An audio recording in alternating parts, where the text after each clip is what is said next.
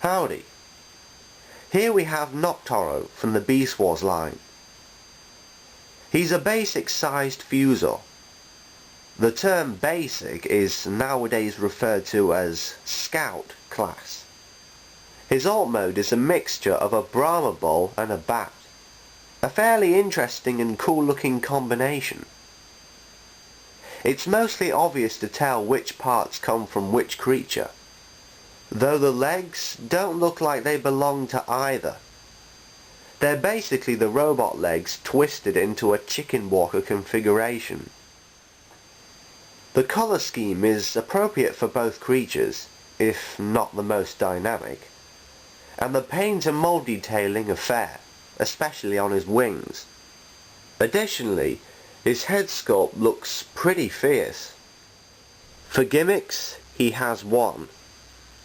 Pushing this button activates a spring-loaded wing flapping action, though this will only happen once. If you want to do this again, you have to pull the wings up to where they were before. You can also activate this by lifting his butt flap. When you flip that up, you'll see the Maximo Energon chip. My main problem with this mode is that the connection between the wings and the arms is pretty weak. The arms have a tendency to come loose, especially during the wing flapping gimmick.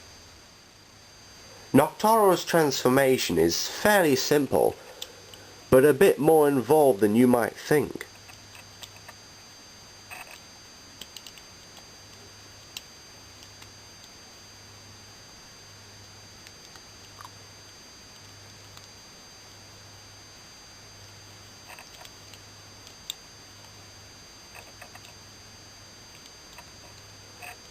There's a nifty bit where you fall down the bull head and the horns become part of the robot head.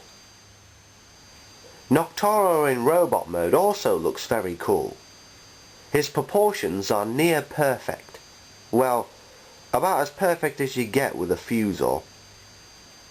The only oddity is that the chest sticks out a bit. His general colour scheme is more or less the same as before. He's very poseable in this form thanks to his waist rotation and all the ball joints. He even has a ball joint in his head so he can look up as well as around.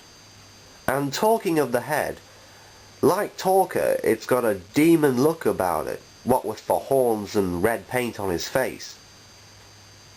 Elsewhere, there's as much paint and mold detailing as in Beast mode. Since the wings are springed for the gimmick, they'll occasionally flap forward by themselves. This also happens in Beast mode, but it can get really annoying in either case. Overall, if it weren't for the wing gimmick's problems, I'd highly recommend Noctoro. But even with such flaws, he's still fairly decent. Next, I'm looking at Stealth Bumblebee. Until then, till all I want.